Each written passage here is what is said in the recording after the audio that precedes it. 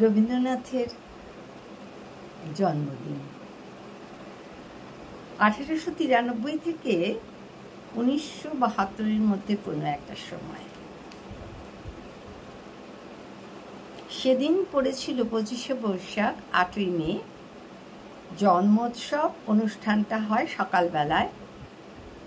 আর রবীন্দ্রনাথ বলছেন, আজ এখানে প্রাতে আমার জন্মদিনের উৎসব হয়ে গেল।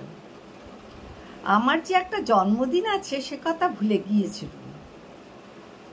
বহুকাল হয়ে গেল যখন আত্মীয় পরিজনের স্নেহের মধ্যেই উৎসবটা হতো, কিন্তু সে যেন একটা জন্মান্তরের কথা। আজ মনে হলো আর এক ক্ষেত্রে নবজন্ম লাভ করেছি। এখন যারা আমার কাছে এসেছে, আমাকে কাছে পেয়ে তাদের সঙ্গে আত্মীয়তার কোনো সম্বন্ধ নেই। তারা কত দেশের, কত ঘরের, কত ছেলে।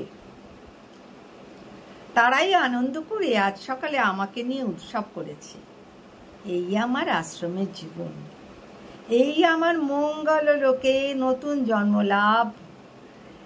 ঈশ্বর আমার এই জন্মকে সার্থক করুন, এই প্রার্থনা করি। এটা পড়ে আমার খুব ভালো লাগলো। তা আমি ভাবলাম যে এটা আমার বন্ধুদের মাঝেও একটু জানিয়ে দিই, তাদেরও ভালো।